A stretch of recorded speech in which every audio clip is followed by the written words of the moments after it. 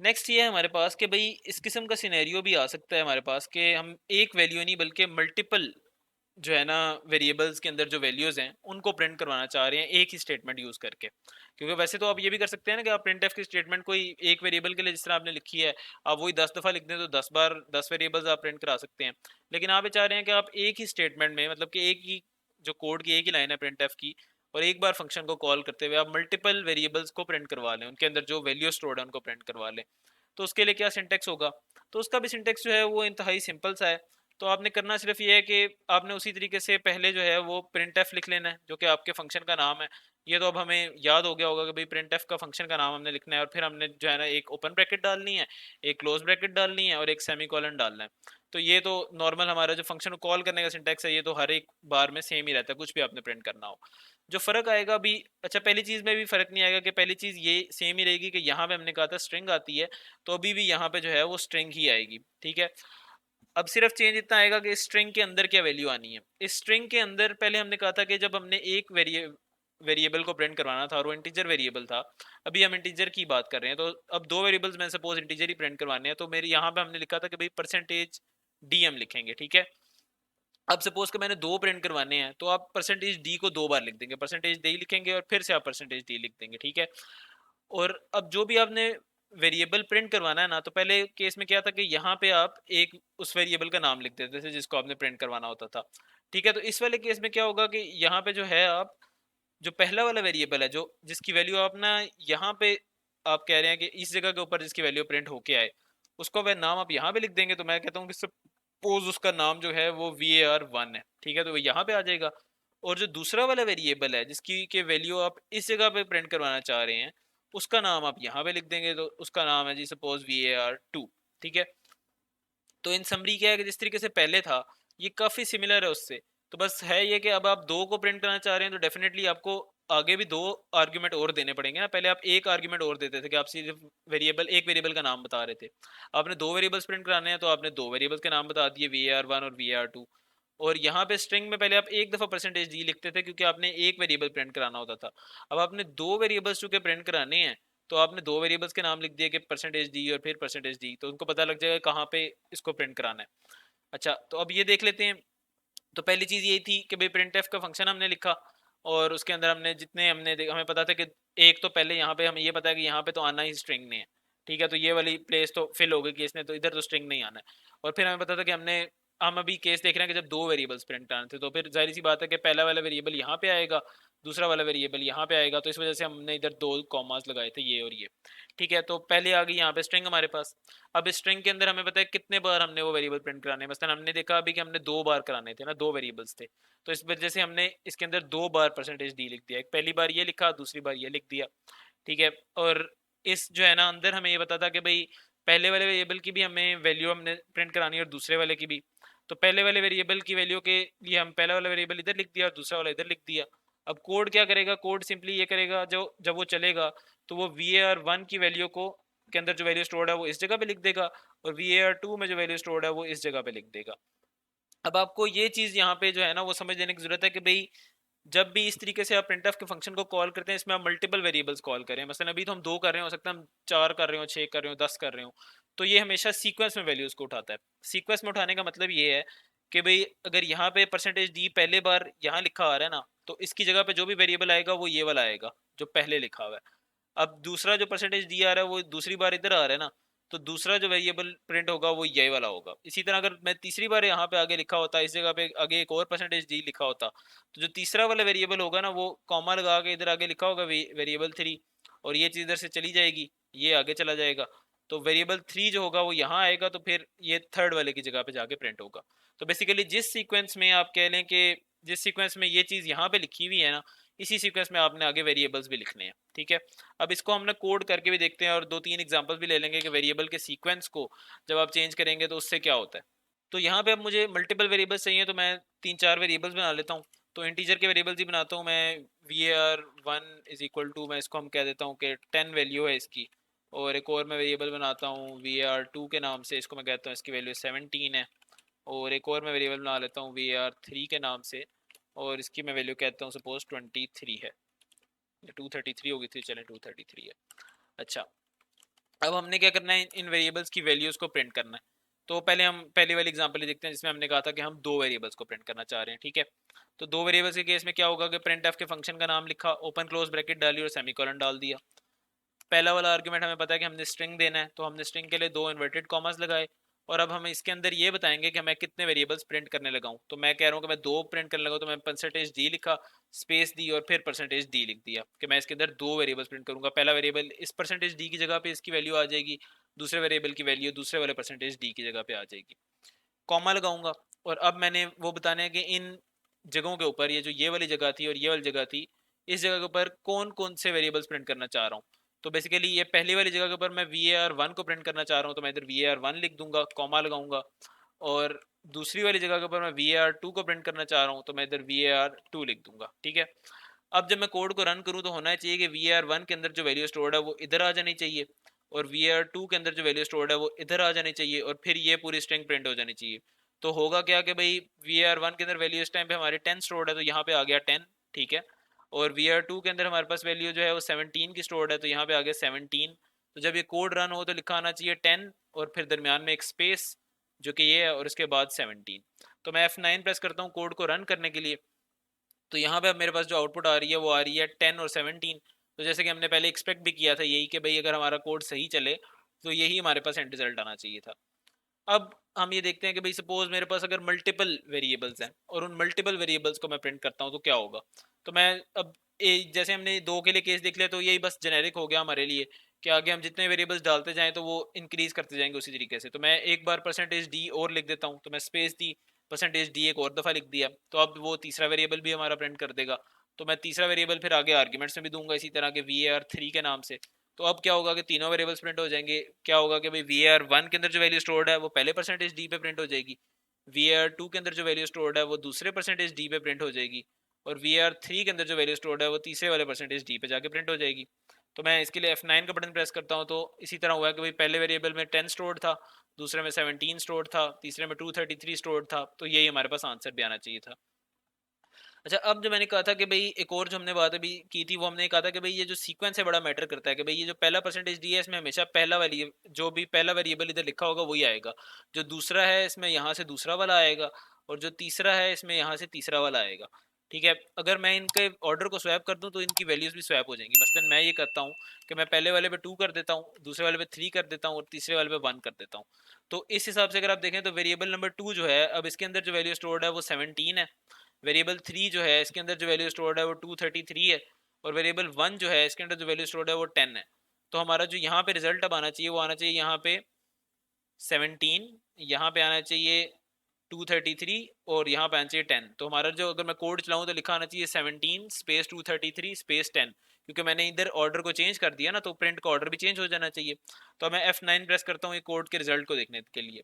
तो देखें जैसे कि हमने एक्सपेक्ट किया था कि ये आना चाहिए था हमारे पास 17 233 और 10। तो जैसे हमने उधर ऑर्डर को वेरिएबल्स के ऑर्डर को चेंज किया, यहाँ पे आ गया हमने वेरिएबल्स के ऑर्डर्स को चेंज किया, तो वैसे ही हमारे जो प्रिंट में जो वेरिएबल्स का ऑर्डर था वो चेंज हो गया। इसका मतलब है कि ये ऑर्डर बड़ा मैटर करता है कि जिस ऑर्डर में यहाँ पे लिखा गया कि आप चाह रहे हैं परसेंटेज डी पहले वाले में जो प्रिंट हो इसको आपको पहली वाली जगह के ऊपर लिखना होगा। अच्छा, इधर एक चीज़ ऐसी थी जो रह गई वो भी मैं आपको बता देता हूँ।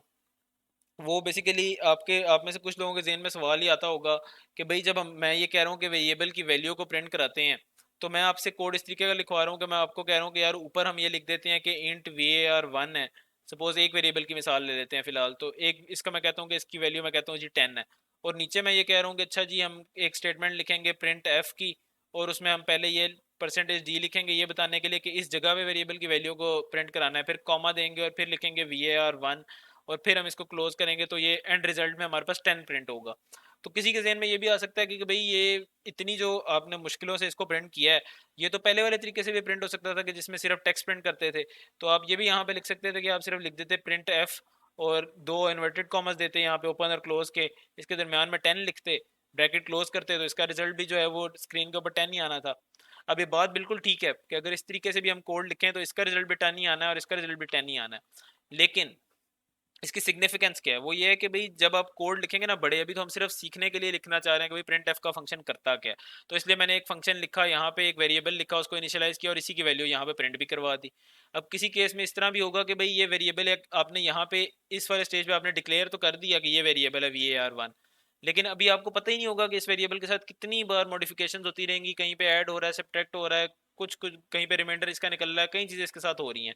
और एंड पे आ गया, अब आप देखना चाहते हैं कि अच्छा अब इसकी क्या वैल्यू है। तो फिर आप जब प्रिंट एफ की स्टेटमेंट लिखेंगे तो आपको पता चल जाएगा कि अच्छा इसकी वैल्यू इस वाले स्टेज के ऊपर अब ये है, ठीक है। जबकि इस वाले केस में अगर आप आए तो आप एक फिक्स वैल्यू हमेशा वही प्रिंट करते जाएंगे 10 की। तो इस वजह से अगर तो हमने सिर्फ एक कांस्टेंट वैल्यू ही प्रिंट करनी हो ना, फिर तो चलो हम कह सकते हैं कि भाई इस तरीके से भी हम कोड को लिख दें तो ये भी बराबर ही है उसके। लेकिन जो हमारा वाला सिनेरियो है जिसमें हमने मल्टीपल जब कोड्स दिखा करने हैं और उसके अंदर बहुत सारे वेरिएबल्स आएंगे और उन वेरिएबल्स की वैल्यूज चेंज होंगी, तो इस वजह से हम वेरिएबल को प्रिंट करना सीख रहे हैं कि वेरिएबल की वैल्यू तो चेंज होती रहती है। तो हमें वेरिएबल को प्रिंट करना आना चाहिए कि भाई किस तरीके से एक वेरिएबल की वैल्यू प्रिंट होती है। तो हम इधर बस वेरिएबल दे दिया करेंगे यहाँ पे, और जब भी वो वैल्यू उसके अंदर जो भी स्टोर्ड हुई हुई है वो यहाँ पे हमारे पास प्रिंट होकर आ जाए करेगी और हमें नजर आ जाएगा अच्छा इसके अंदर क्या वैल्यू स्टोर्ड है।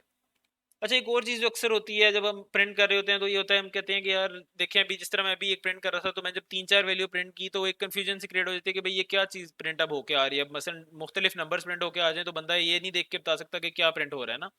तो इसका बेहतर हल ये होता है कि कोई ना कोई टेक्स्ट भी प्रिंट होके आए। मसलन जिस तरह अगर लास्ट जो कोड था, अगर उसके अंदर वो अभी जैसे आ रहा था 10 और 17 और 233 लिखा आ रहा था ना, जो उसका रिजल्ट था, अगर इसकी बजाय हमारे पास कुछ इस किस्म का लिखा होता, कि लिखा होता कि वेरिएबल 1 जो कि है इसके अंदर जो वैल्यू स्टोर्ड है वो 10 है, और फिर थोड़ी सी स्पेस दी होती और फिर लिखा होता कि वेरिएबल 2 जो कि है इसके अंदर जो वैल्यू स्टोर्ड है वो 17 है, और एक और लिखा होता कि वेरिएबल 3 जो कि है इसके अंदर जो वैल्यू स्टोर्ड है वो 233 है।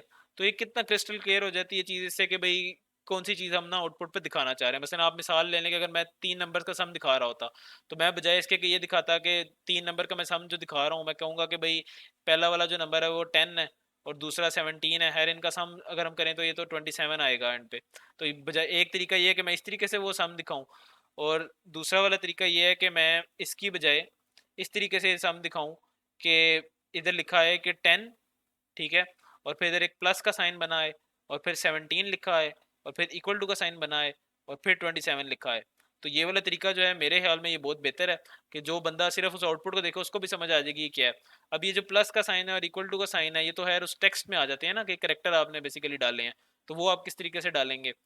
और इसी तरह अगर मैं कोई बताना चाह रहा हूँ कि भाई कोई चीज़ किसी चीज़ का सम है, तो मैं एंड पे बजाय इसके कि मैं सिर्फ एक चीज़ ये डिस्प्ले करा दूं कि जो, या मैं उसको लिख दूं कि भाई 17 है जी, इसका आंसर 17 है, ये एक चीज़ प्रिंट हो जाए, या इसकी बजाय अगर ये चीज़ प्रिंट हो जाए कि लिखा है कि भाई सम इज 17, तो और अगर एक और चीज़ भी साथ प्रिंट हो रही हो कि भाई प्रोडक्ट इज, वो जो भी उनका प्रोडक्ट बनता है सपोज वो 30 बनता है, ठीक है, तो इस तरीके से लिखा है कि प्रोडक्ट इज 30, तो मेरे ख्याल में जो बेहतर तरीका है वो तो ये वाला बेहतर तरीका है ना, इसकी निस्बत के इधर 17 और 30 लिखा आ जाए, ये तो कोई खास अच्छा तरीका नहीं है ना। तो अब हम ये सीखेंगे कि भाई ये जो टेक्स्ट है ना, इस टेक्स्ट के साथ हम नंबर्स को मिला के किस तरीके से प्रिंट करते हैं प्रिंट एफ की स्टेटमेंट को यूज़ करते हुए। तो बेसिकली पहले वही बात है कि इसका सिंटेक्स देख लेते हैं कि सिंटेक्स इसका क्या होगा। तो सिंटेक्स इसका बड़ा सिंपल सा है।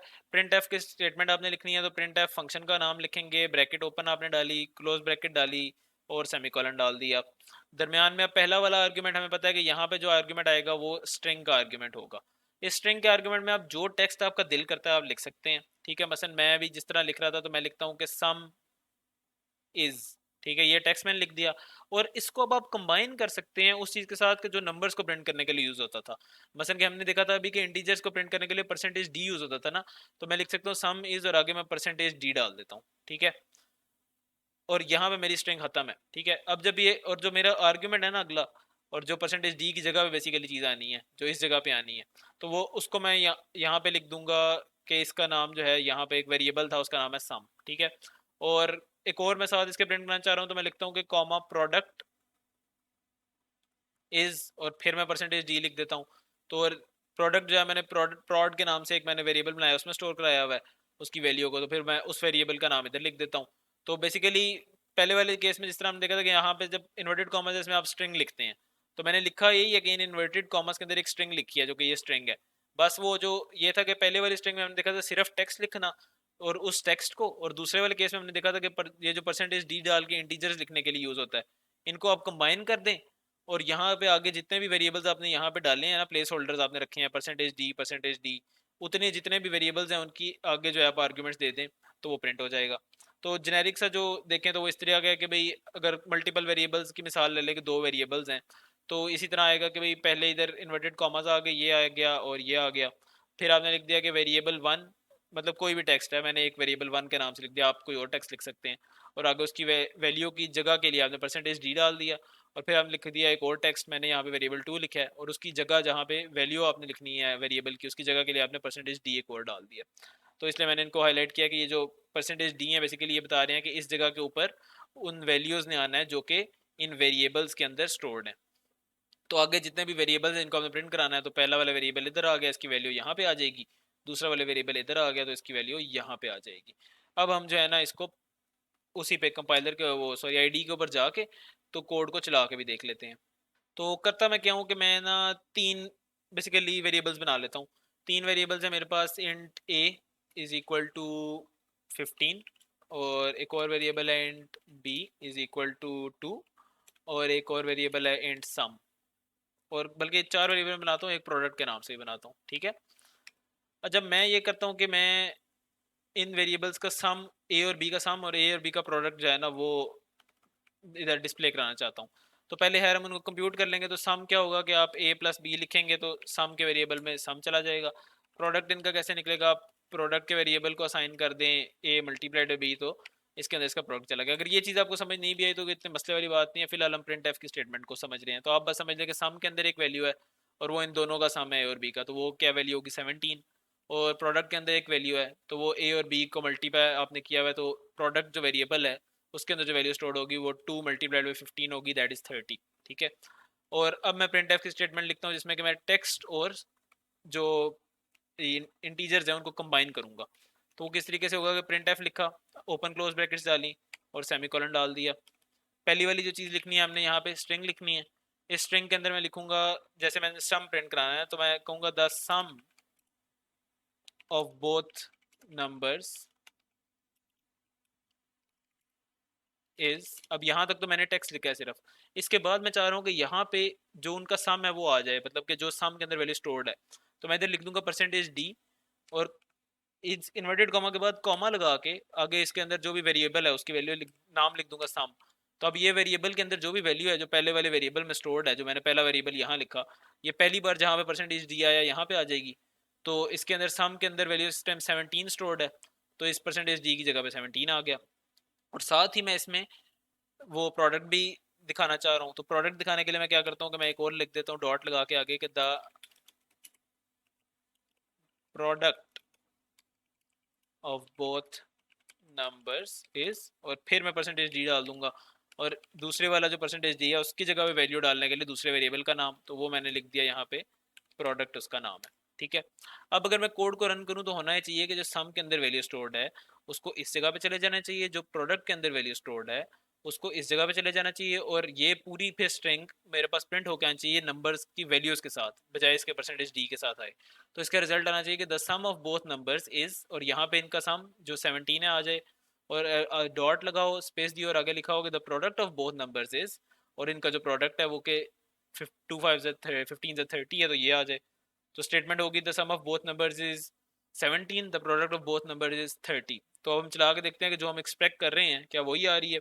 तो मैं अपने कीबोर्ड पे F9 का बटन प्रेस कर देता हूँ, तो हमारे पास लिखा आ गया कि भाई the sum of both numbers is 17, जो एंड डॉट लगा हुआ आगे, और आगे लिखा हुआ है कि भाई the product of both numbers is 30।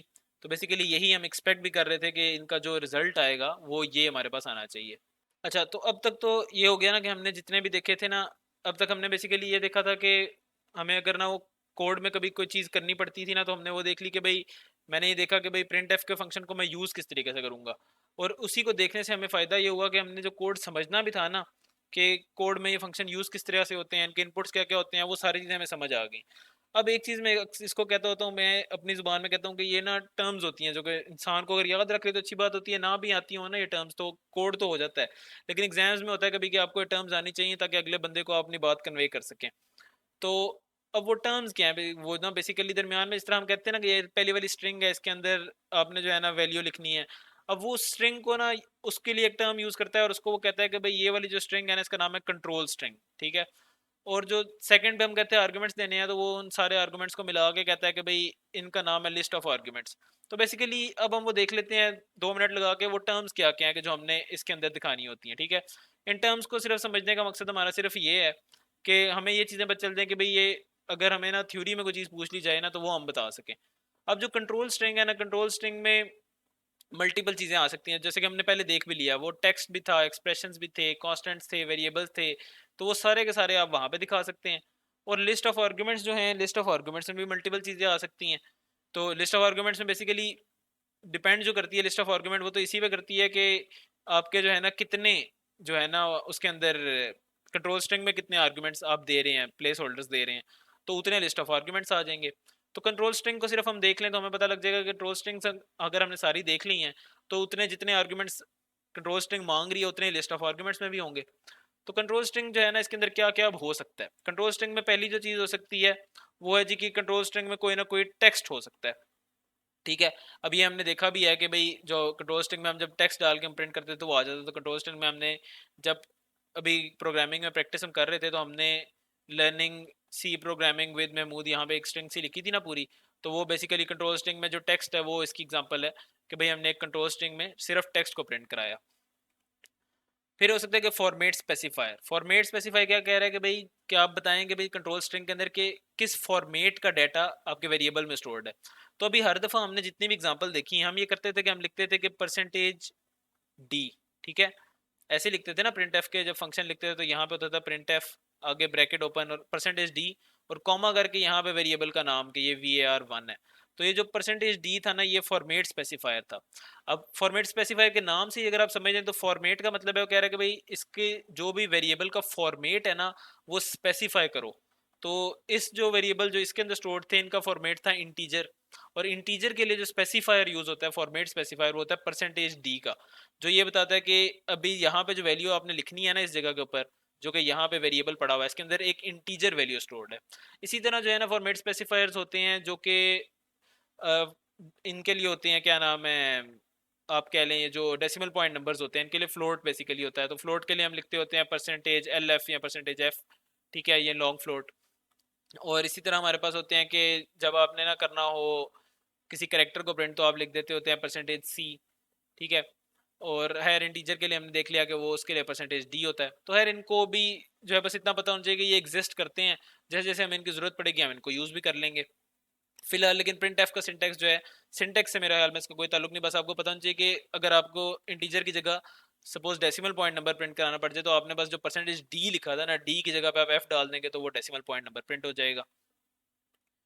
फिर हमारे पास है भाई स्केप सीक्वेंस। स्केप सीक्वेंस क्या है कि भाई जैसे हमने टेक्स्ट लिखा था ना, टेक्स्ट के अंदर ना स्केप सीक्वेंस क्या होती हैं कि होती टेक्स्ट की फॉर्म में ही है, लेकिन उसके अंदर कोई इस किस्म की चीज़ें आ जाती हैं, जैसे कि हमारे पास है बैक स्लैश एन है कि आप ना नेक्स्ट लाइन में जाना चाह रहे हैं, बैक स्लैश टी है कि आप कहना चाह रहे हैं कि मैं टैब दूंगा, ठीक है। कोई सादी स्पेस है, जिस तरह स्पेसिस हम देते थे। तो हमने भी जो टेक्स्ट लिखा था, जो लास्ट हमने एग्जांपल देखी जिसमें हमने टेक्स्ट और नंबर्स को कंबाइन किया, तो उसमें हमने स्केप सीक्वेंस सिर्फ हमने स्पेस की स्केप सीक्वेंस जो है ना उसमें हमने यूज़ भी की थी। जब मैं लिखता था ना कि 10 सम, तो द के बाद मैं स्पेस देता था और फिर मैं लिखता था सम।